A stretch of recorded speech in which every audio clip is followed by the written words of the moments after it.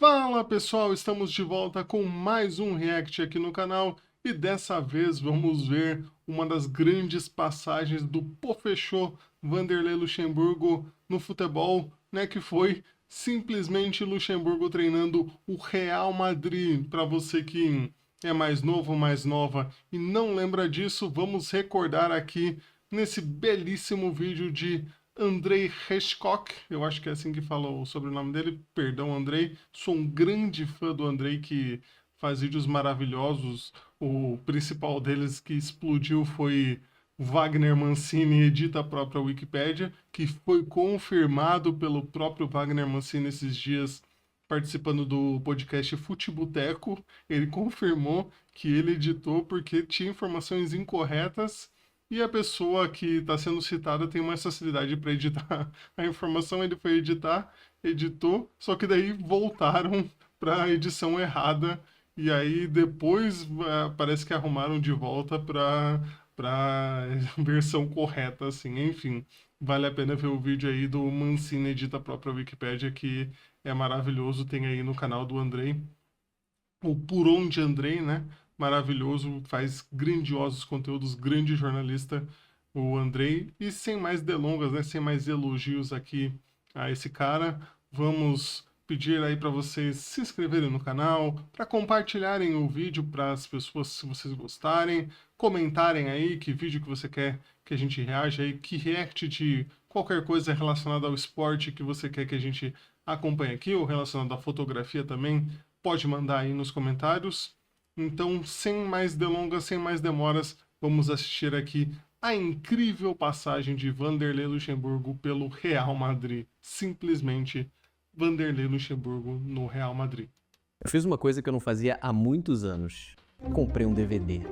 Eu tive que comprar um leitor de DVD também, porque eu já não tenho mais nenhum aparelho para ler isso. Mas eu também não tenho, e no trabalho chegaram, né, no trabalho que eu estava, chegaram com um DVD pra gente lá. Ah, não, olha aqui, encontramos esse DVD aqui com os materiais e tal, vocês talvez possam aproveitar. E não tinha, né, nenhum computador que pudesse ler, a gente teve que pegar emprestado um leitor de DVD lá da TI para poder ver o que é que tinha, porque realmente caiu em desuso completo, né? Ninguém tem leitor de DVD, leitor de Blu-ray virou videogame, né? Então é loucura isso, né? O das mídias simplesmente serem digitais.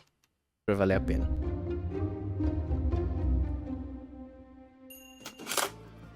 Isso aqui é o filme Pra Sempre Real Madrid, que foi filmado em 2005 com bastidores da temporada. Por que eles escolheram 2005 para fazer esse filme? Eu não sei te dizer, mas ainda bem que eles escolheram. Isso faz com que a gente tenha imagens incríveis de bastidores de Vanderlei Luxemburgo no Real Madrid. Que acha um cruzamento, uma coisa, e tu intenta sair por aqui, ele acha uma marcação muito forte depois, mas também por trás. Você vê o grande portunhol do Luxemburgo aí sendo colocado em prática com todos os craques do futebol mundial, né? É incrível. Tocando o balão, um câmbio, vale? Vocês têm para dar equilíbrio. In the midfield deles, is very strong. If you go win, Até no inglês, hein? he is live free. Provavelmente você já ouviu Luxemburgo contar essa história. Ronaldo foi murchando e o Zidane murchou. O que você faz? Tirei o Zidane e tirei o Ronaldo. Sabe o que aconteceu? A Juventus adiantou o time, eu não consegui mais sair do meu campo de jogo. A hora que eu troquei os dois, que eu botei o Moriente e o Guti, a Juventus fez assim, ó. Apesar da fama de tiozão contador de história que o Luxemburgo ganhou nos últimos anos, essa história não é mentira, mas como é normal no mundo do futebol, também não é totalmente verdadeira. Ele tá falando das oitavas de final da Liga dos Campeões, temporada 2004-2005. O Real Madrid do Luxa tinha vencido o jogo de ida por 1-0 no Bernabéu. Você vê aqui o Emerson, né, o brasileiro aqui marcando. Você vê que o Andrei vai, né, a fundo na pesquisa para comprovar o fato. Eu acho maravilhoso isso. Com o gol do Elgueira. Na volta, em Turim, o jogo estava aberto até o Lucha tirar o Zidane e colocar o Guti. Um minuto depois, a Juventus faz o primeiro gol. Na prorrogação, ao contrário do que diz o Vanderlei, ele não tira o Ronaldo. O Ronaldo é expulso. Aí sim, a Juve faz o gol da virada com o Zalaeta e elimina os Galácticos da Liga dos Campeões. A história em si não tem nada demais, mas eu sou apaixonado pelo amor que o Vanderlei Luxemburgo tem por ela. E porque ela é a síntese de um dos capítulos mais surreais da história centenária do Real Madrid, quando eles decidiram que o elenco mais caro e glamuroso do mundo ia ser treinado por Vanderlei Luxemburgo. Esse vídeo vai defender o legado de Vanderlei Luxemburgo e te provar que, apesar de tudo, ele foi um injustiçado no Real Madrid.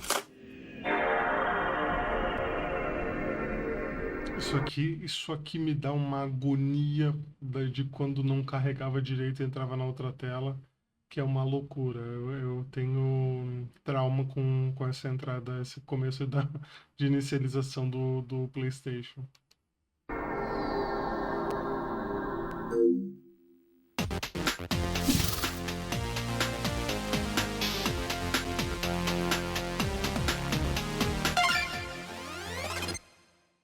Se você gosta desse canal, como sempre, eu te convido a deixar o like e a se inscrever. A gente está crescendo devagar, mas devagar se vai ao longe, então a gente conta muito com o seu apoio. E por favor, se você sabe de alguma história que você acha que tem a ver com o que fazemos aqui, deixa nos comentários que a gente vai atrás. Para a gente entender a passagem do Luxemburgo pelo Real Madrid e como é que isso aconteceu, primeiro a gente tem que voltar ao passado e entender o que um significava para o outro. Vamos começar com o Real Madrid. Na virada do século, o empresário Florentino Pérez concorreu pela segunda vez à presidência do Real Madrid e venceu com 55% dos votos. Foi o começo da chamada Era Galáctica do Real. Você com certeza já ouviu esse nome, Galácticos. Ele surgiu como ironia. De acordo com o livro Las Mejores Anécdotas del Real Madrid, de Luís Miguel González e Juan Inácio Galhardo, esse papo de galáctico surgiu depois do jornal Marca publicar uma capa falando que o Real Madrid tinha um futebol de outra galáxia. Ironizando o monopólio das atenções da mídia, o presidente do Valência, o Juan Ortí, deu uma entrevista falando "dizem que são galácticos" ou algo assim. O nome caiu como uma luva para descrever a política de contratações do Florentino Pérez, que tinha como projeto trazer os melhores jogadores do mundo por preços absurdos e deixar que a fama deles pagasse a conta.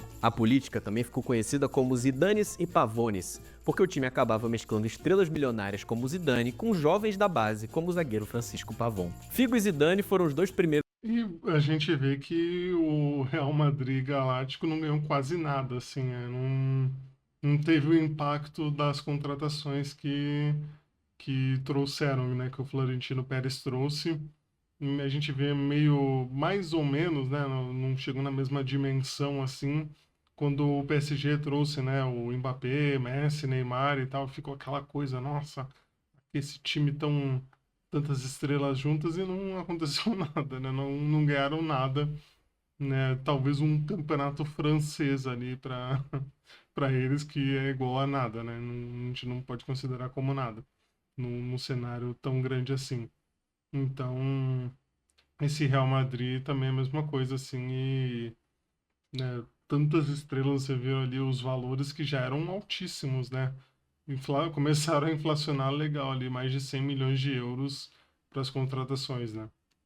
A chegar e conquistaram a Liga dos Campeões em 2001-2002, naquele golaço de voleio do Zizou que você com certeza já viu em algum lugar. O Ronaldo chegou na temporada seguinte e conquistou um campeonato espanhol. Tudo isso foi feito sob o comando do técnico Vicente Del Bosque, que acabou entrando em rota de colisão com Florentino Pérez no fim da temporada 2002-2003 e deixou o time. O David Beckham chegou no meio de 2003 junto com o novo treinador, o português Carlos Queiroz. Essa transição marca o começo do fim da Era dos Galácticos. Depois de uma temporada sem grandes títulos, o Queiroz foi demitido e deu lugar a José Antônio Camacho no começo da temporada seguinte. Ele durou 3 rodadas da Liga e acabou substituído por Mariano Garcia Remón, que ficou apenas 3 meses e também rodou. Nada dava certo e o Real precisava de um nome forte para salvar uma temporada que parecia perdida. Em dezembro de 2004, o Santos celebrava a conquista de mais um campeonato brasileiro. Era o segundo brasileirão consecutivo do técnico Vanderlei Luxemburgo, que tinha vencido também com o Cruzeiro naquele timaço de 2003 do Alex. O Lucha tinha conseguido, enfim, limpar o seu nome. Tinha sido manchado por uma citação na CPI do futebol em 2000 que fez com que ele perdesse o posto na seleção brasileira. O Lucha, inclusive, mudou de nome e de data de nascimento nesse rolo, em que foi acusado de falsidade ideológica e passou a assinar como Vanderlei com V e I em vez de W e Y, como era antes. Com tudo isso, Nunca entendi por que, né, que foi essa razão do Luxemburgo mudar o nome. E até hoje, quando eu vou escrever o nome do Luxemburgo, eu fico pensando como é que se escreve, porque essa confusão, né, você pode ver que as pessoas, várias, escrevem com a grafia antiga o nome dele, porque ele simplesmente mudou do nada, assim, né, esse nome. E esse escândalo da CPI aí prejudicou ele ali, né, quando ele virou treinador da seleção, digamos, no auge, né, dele como treinador ali na seleção acabou estourando esse escândalo e ele não durou muito tempo, né? Não chegou a ficar para 2002 e a gente, né, já sabe o que aconteceu. Mas, né, você vê como também aleatório, ao mesmo tempo nem tanto, né? Dele ser bicampeão brasileiro ali com 2 timaços e aí ser chamado pro Real Madrid, né? Superado, ele vivia o auge e o telefone tocou. É surreal pensar que você podia ganhar o Campeonato Brasileiro e ser contratado pelo Real Madrid. Mas de maneira repentina, ele abandonou o Santos e se apresentou para ser o quarto técnico do Real Madrid em 8 meses. O diretor de futebol era o italiano Arrigo Sacchi, treinador lendário do Milan. E de acordo com o El País, ele chegou no nome do Lucha por recomendações de amigos. Depois de uns telefonemas, estava tudo certo. O Lucha se apresentou no Bernabéu com um terno azul escuro e uma gravata púrpura, sem exibir a fama de pedante que o atribuíam em seu país. Não prometeu títulos, mas trabalho duro para que os títulos chegassem. Ele Aqui é trabalho, né? Muricy Ramalho, escola Muricy Ramalho aí. chorou por realizar um sonho e falou dos seus 4 pilares: disciplina, união, trabalho e profissionalismo. O Mundo Deportivo, jornal de Barcelona que adora bater no Real Madrid, classificou ele como um técnico que sabia lidar com o ego dos craques, dominava o marketing, mas que tinha sido condenado por evasão fiscal. É muito curioso que hoje o Luxemburgo tem a fama de ser um treinador ultrapassado e repetitivo, porque a imagem que ele queria projetar e projetava naquela época era justamente o contrário. O senhor revolucionou em algumas partes do futebol, trazendo um software, informática para dentro do vestiário e também a neurolinguística. Como é que isso funciona na conversa com os jogadores? Fui criticado por algumas pessoas porque eu lancei um software de futebol. A informática está no mundo todo. Então o futebol precisa de modernizar, mas não é modernizar dentro do campo de futebol, não. A parte tática do futebol hoje é toda moderna, no Brasil ou fora do Brasil. Agora, o que está retrógrado e arcaico é a estrutura do futebol, porque as pessoas não querem deixar esse tipo de empreendimento, de investimento, chegar no futebol. O primeiro treino dele foi um rachão entre casados e solteiros, que os casados ganharam por 5-0. Não, isso aí é loucura, né? Casados e solteiros do Real Madrid. Isso aí é inimaginável, né? Você pensar que o Luxemburgo falou, não, vamos promover aí uma descontração aí com o pessoal pra gente começar os trabalhos. Casados contra solteiros. Solta a bola aí. 1-0. Parecia um sonho para o primeiro técnico brasileiro da história do Real Madrid. Mas a verdade é que ele tinha chegado no meio de uma bomba. Abicim bombayı parmadın nedir? Herkes bıraktı. Gidiyor ya şuraya bak, rezilliğe bak. Porque Elizondo para el partido y manda a los jugadores a la caseta. Algo debe estar ocurriendo. Sin duda. Pues bastante importante, como es parar un partido Y desalojar un estadio de 80.000 Santiago personas. Bernabéu con 80.000 personas. No dia 12 de dezembro, antes da chegada do Luxemburgo, Real Madrid e Real Sociedad empatavam por 1-1 no Santiago Bernabéu, quando o jogo foi interrompido por uma ameaça de bomba. O estádio foi evacuado, mas Isso aqui eu não lembrava que tinha acontecido essa ameaça de bomba aqui do Real Madrid. nada aconteceu. A federação decidiu que o restante do tempo ia ser disputado em outro dia. Nesse meio tempo, o Garcia Remón caiu, o Lucha assumiu e a primeira missão dele ia ser vencer um jogo em 6 minutos. Parecia impossível, mas a estratégia dele foi tão simples quanto inteligente. Além de treinar por 7 horas e meia antes do jogo, Caraca. A bola tem que chegar no Ronaldo e no Zidane. Quem pegar a bola tem que chegar no Ronaldo e no Zidane. se alguém pode resolver um jogo em 6 minutos, é um dos dois. Zidane, Realmente. pelota nuevamente para Guti, la pone en largo. Ahí está intentando llegar esa pelota Ronaldo, le acompaña también Morientes, Ronaldo le quiere hacer el lío al defensa, se marcha Ronaldo, penalti, Ronaldo fuerza el penalti, va Zidane, gol, Madrid en 6 minutos. A estreia em comum colocou o Luxemburgo nos holofotes como um técnico capaz de fazer milagres. E o projeto parecia que ia andar. Ele chegou querendo mostrar serviço e botou os galácticos para treinar fundamentos. Imagina isso, né? Luxemburgo fala, pessoal, vamos precisar aprimorar os nossos fundamentos aqui. Não tô falando que não tem que treinar, tá? Pelo amor de Deus, porque eu acho que a repetição é que leva à perfeição, mas é ao mesmo tempo engraçado, né? Você pensar que tantos craques, os caras que são absurdos, estão lá treinando passe, treinando, né, fundamentos, é curioso. Ronaldo ou em Raul tiveram que aprimorar finalizações. O Roberto Carlos, que era o grande entusiasta do Lucha no elenco, disse que os jogadores ficaram surpresos com a mentalidade do treinador. Mas a relação com o Ronaldo Fenômeno parecia que ia ser um fator complicador. Os dois tinham tido um problema em 1999, quando o Lucha era técnico da seleção brasileira. O Brasil ia disputar amistosos, mas a Inter de Milão só tinha liberado o Ronaldo para um dos jogos. O Vanderlei ficou bravo e mandou o Ronaldo embora assim que ele chegou. E o Ronaldo não estava exatamente longe dos holofotes no começo de 2005. Os da união entre Ronaldo e Daniela Sicarelli foram assunto hoje no mundo. Esta é a janela do quarto onde Ronaldo e Daniela passaram a lua de mel. Eles saíram desse hotel de luxo aqui do... Caraca, esse casamento que durou tipo 3 meses, assim, foi uma das coisas mais uma loucura, assim. O casamento foi num castelo, uma coisa extremamente luxuosa para, né, para muitos famosos, acho que na França ainda, assim, uma loucura. E aí, 3 meses depois, acabou. No centro de Paris, no começo da tarde, e foram direto para o aeroporto. Em fevereiro de 2005, Ronaldo se casou em Paris com a modelo e apresentadora Daniela Sicarelli. O casamento atraiu todas as atenções da mídia. Ele ficou alguns dias sem treinar e o Luxemburgo ficou incomodado. Ele disse à imprensa que não queria que o casamento acontecesse naquela semana e que o Ronaldo treinou pouco e mal. Mesmo assim, foi no casamento com a sua filha. Ele também pegou no pé do Beckham, que chegou atrasado num treino e teve que treinar separado. A real é que quando você tá ganhando, tudo isso faz parte de um trabalho que está sendo feito.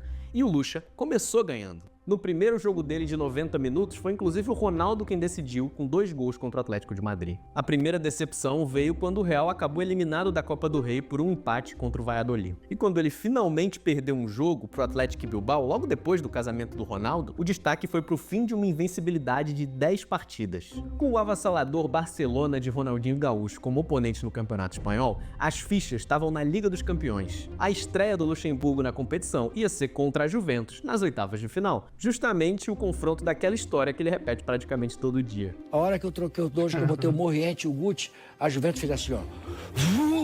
O jogo de ida no Bernabéu não foi um primor de assistir. O Real venceu por 1-0, um gol de cabeça do Huguera em cruzamento do Beckham. E na volta, eu imagino que você já sabe o que aconteceu. Nós siamo venuti a lavorare, a giocare e criare. Poi le occasioni abbiamo creato, però poi não abbiamo fatto gol. A eliminação na Champions foi um golpe duro e o trabalho começou a ser questionado. Depois dessa eliminação, o Luxemburgo deu uma longa entrevista ao El País que mostra bem como é que é a relação dele com a imprensa, com os jogadores e o que ele pensava de futebol. Dizem que você fez algumas mudanças na estrutura da equipe e rapidamente voltou ao formato anterior. Por quê? Sim, na partida anterior o Gravesen não podia jogar. Eu usei o Figo na ponta direita com 2 volantes. O que você pretendia com aquelas modificações? Cada treinador tem um conceito tático. Qual é o seu? Você, como jornalista, tem uma forma de fazer as entrevistas. Eu, como treinador, tenho uma forma de entender o futebol. Gosto de jogadores no meio-campo, não gosto deles parados na ponta e prefiro os que podem fazer mais de uma função. Durante algumas semanas, o Ronaldo deu sintomas de nervosismo. Primeiro, atirou a camiseta. Depois, jogou uma garrafa de água num torcedor. Eu não quero falar desse tema, não é o momento de fazer isso. É o momento de trabalhar e não de gerar problemas. Na Espanha, causou muita surpresa e muito debate o deslocamento do Figo da ala direita para o meio de campo. Por que isso? No futebol mundial, só a Espanha joga com pontas. Me parece um feito que merece alguma discussão. Por que o único país que funciona assim? Não é o único país. A Holanda usa... Essa discussão, um teimoso com outro teimoso, né? Um querendo provar o ponto em cima do outro no meio de uma entrevista, para ficar... E ainda ser publicado assim, né? Eu acho engraçado de se fazer, né? Acho que o cara tava querendo realmente tirar o Luxemburgo do sério na entrevista, porque toda hora tentando pegar no pé dele nas perguntas. Usa pontas, a Argentina usa pontas, na Inglaterra alguns times importantes usam pontas. Não. Me parece que vemos futebol um pouco diferente. Tem uma convicção tática. Falei com o Figo e lhe disse, você pode vir um pouco pra cá com a qualidade que tem. Os jogadores da sua categoria me parecem limitados quando só podem utilizar um cedor do campo. Está satisfeito com o Beckham como acompanhante de Gravesen na meia central? No Manchester e na seleção, ele jogou nessa posição. Muito poucas vezes. Jogou muitas vezes, pergunte a ele. Esse jogo de xadrez entre o repórter Santiago Segurola e o Luxemburgo explica muitas coisas. Principalmente a relação desconfiada que a imprensa espanhola tinha com ele, que mesmo vencendo partidas, tinha que encarar perguntas tão incisivas. As mudanças táticas eram o principal alvo desse questionamento. O preconceito com o projeto era isso. Preconceito com o professor. Luxemburgo tinha começado jogando com um quadrado. Graves sem Beckham no meio campo, Figo na direita e Zidane na esquerda. Insatisfeito, ele girou o quadrado e fez um losango. O Beckham foi pra direita e o Figo ficou armando o jogo no meio. Mas o Figo não estava agradando nem na ponta e nem no meio e foi colocado no banco enquanto o time se preparava para o primeiro clássico do Luxemburgo contra o Barcelona. A única coisa que eu quero falar a você, pela experiência que eu tenho, e aqui são todas experiências. Um clássico é um clássico, e quando tu pensa que não vai passar nada no clássico, pode passar muita coisa. Hoje, com certeza absoluta, vocês estão preparados para correr 90 minutos e a ser tudo aquilo que vocês podem ser. Então eu quero hoje alegria. Essa oportunidade que eu estou tendo hoje aqui com vocês, quantos treinadores de futebol mundial gostariam de estar aqui a hora para dar uma charla para vocês, para mostrar para vocês como vamos ser, porque é um momento nobre. Então eu estou contente, eu estou feliz e acredito em meu trabalho. Com o Raul escalado no meio, as coisas deram certo e o Real Madrid venceu por 4-2.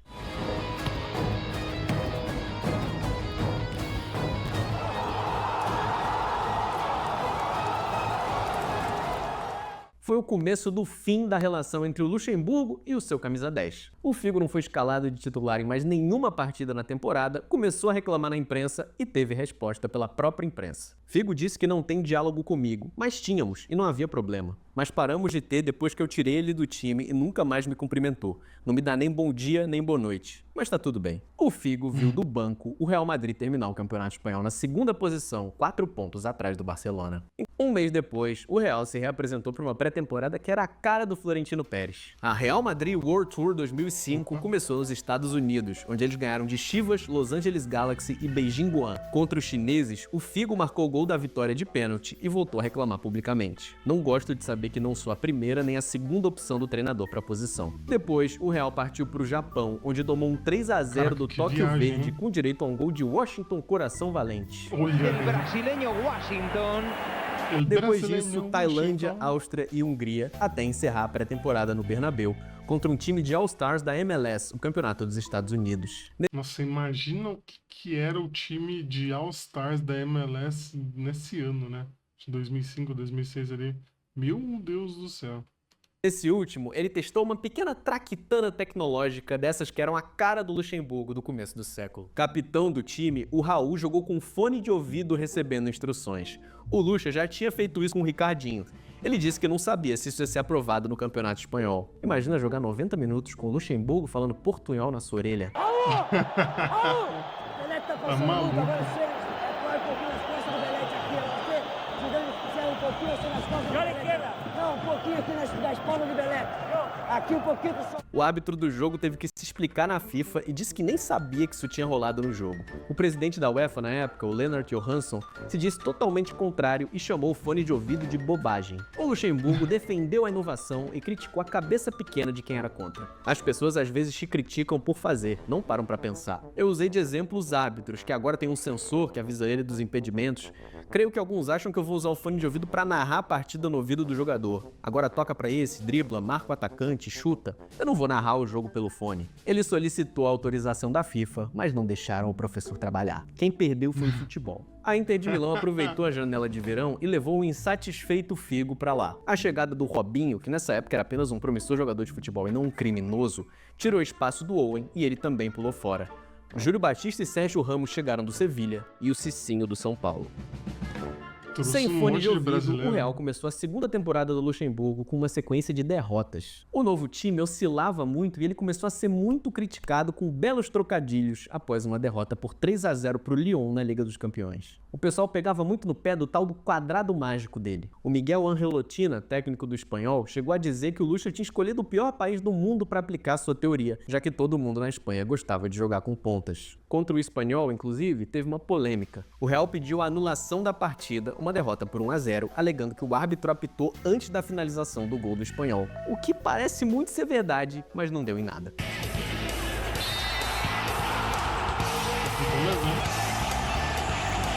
Foi nesse contexto que o Real recebeu o Barcelona no Bernabéu em novembro para mais um El Clássico. Liga das Estrelas.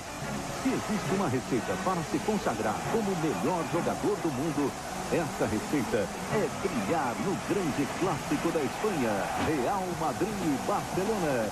Dia 19, ao vivo, exclusivo. Um que talvez você já tenha ouvido falar por causa de um tal de Ronaldinho Gaúcho que decidiu fazer a maior partida da sua vida. Abre para Ronaldinho que vai encarar a Sergio Ramos, aí tem todo o peligro do mundo, Ronaldinho se vai por velocidade. Isso aqui, nossa, o Ronaldinho acabou com o Real Madrid, acabou com o jogo. Foi esse jogo que ele foi aplaudido pela torcida do Real Madrid, de tão absurdo que ele jogou esse jogo. Foi impressionante. Ronaldinho se vai meter, Ronaldinho! Golazo! Atención, el Bernabéu está de pie aplaudiendo a Ronaldinho.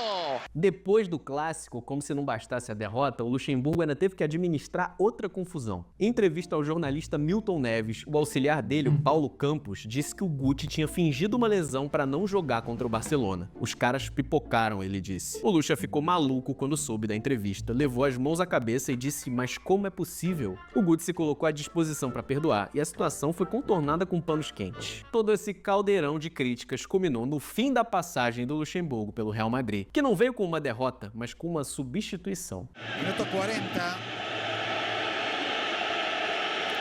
Bueno, pues el sustituido es Ronaldo. Yo creo que para agradecer, bueno, pues hay personas que se dan una vuelta.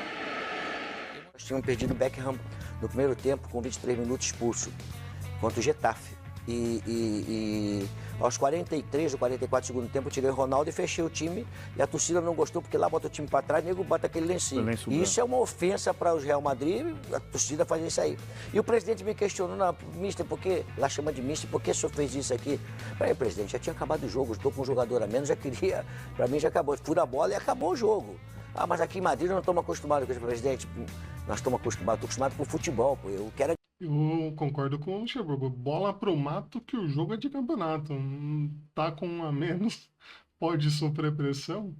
Apesar que, né, sabe lá qual era esse time do Getafe, né? Não sei qual era a qualidade dessa equipe comparado com os galácticos do Real Madrid, mas eu ainda concordo com ele. Bola pro mato, jogo é de campeonato, vale mais os 3 pontos do que ficar discutindo se tirou o atacante e tal. Você vê que a torcida ficou maluca ali, né? Já revoltados com o lencinho balançando ali, né?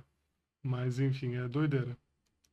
Era ganhar o jogo. Depois é outra história, dar espetáculo. Até porque eu gosto muito de espetáculo, tanto é que você me contrataram no Brasil. Não, mas aqui tem que ser assim. Eu falei, presidente, mas aí eu não estou entendendo. O senhor está me questionando. Depois do jogo que eu ganhei e tem que ser assim, o que o senhor quer? Não, mas tem que jogar assim. Eu falei, presidente, eu não pedi o senhor para vir para cá. O senhor foi lá no Brasil e me contratou. Se eu tiver que voltar, eu volto da mesma forma como eu vim. Pronto, voltei. A maior aventura da vida do Luxa terminou no dia 5 de dezembro de 2000. Ele trucou o presidente e o presidente falou: beleza, então, vai embora, então. Trucou a saída e o presidente não bancou ele, né? Então, aí se complicou. 2005, quase um ano depois da contratação. Quero agradecer ao Real Madrid a oportunidade que me brindou de treinar em Europa. Em absoluto me arrependo de haber aceitado este reto e depois de conhecer o clube, a afición e a cidade de Madrid, estou alegre. Estava seguro de que em julho conseguiríamos por lo menos um dos títulos a los que optávamos. E com essa confiança, trabalhamos durante os meses que hemos estado aqui. Tenho tanto carinho por este grande clube que não deixo de pensar que algum dia podamos volver a estar juntos. Hasta sempre, Alá Madrid. Alguns dias depois, o Luxemburgo se reapresentou no Santos, o clube que tinha deixado para assinar com o Real Madrid. Na Vila Belmiro, ele disse que não é que perdeu, é que não deixaram ele ganhar. No fim das contas, a passagem não foi nem tão terrível assim, mas ele teve muitos problemas com os jogadores e com a imprensa. Nós tínhamos nossos costumes. E alguém chegar e tentar mudar isso? Claro, nós tínhamos o costume de chegar na concentração, deixar as malas no quarto e antes do jantar tomar a nossa cervejinha e o nosso vinho. E o Vanderlei Luxemburgo, quando ele chegou, eu e o Ronaldo, chegando no professor, falamos: professor, eles têm uns costumes aqui, e o senhor vai ver, Mas tenta não mudar, não. Vocês já sabiam o que é que Não tira o vinho da mesa e os 20 minutos da cervejinha antes do jantar, porque senão a gente vai ter problema, professor. Ele tirou a primeira cerveja e depois tirou as garrafas de vinho. Demorou 3 meses. No fim das contas, o Lucha não entendeu muito bem onde ele estava pisando. Foram 45 jogos oficiais, 28 vitórias, 7 empates e 10 derrotas. Um aproveitamento bem respeitável, nenhum título, é verdade, mas histórias incríveis que ele pode contar sempre que for convidado para algum programa de TV. Se você gostou desse vídeo, eu peço que você considere me seguir nas minhas redes sociais. Se eu editei esse troço aqui direito... Maravilhoso esse vídeo. O Luxemburgo é muito folclórico, é incrível, é sempre divertido ver as coisas sobre ele. E ele também ganhou essa coisa de ser, né, um cara muito folclórico, muito falador e tal, mas as pessoas também esquecem um pouco, foram esquecendo com o tempo de como ele foi importante para o futebol brasileiro, como ele ganhou uma dimensão grandiosa, né, sendo treinador do Real Madrid, né, não foi por acaso, assim, que chegaram no nome do Luxemburgo, né, não foi tipo, vamos apostar exatamente, né, ele já tinha um currículo que credenciava ele a treinar uma equipe grande. Lógico que, como eles falaram ali, e o Andrei colocou, o Luxemburgo não entendeu exatamente onde ele estava pisando, né? Ele poderia ter um trato um pouco diferente. Acho que até ele mesmo já falou sobre isso, principalmente ali sobre a demissão. Acho que ele já comentou que ele poderia ter sido um pouco mais conciliador ali com o presidente, com o Florentino Pérez e tal, para não ser demitido depois que ele trucou ali, né?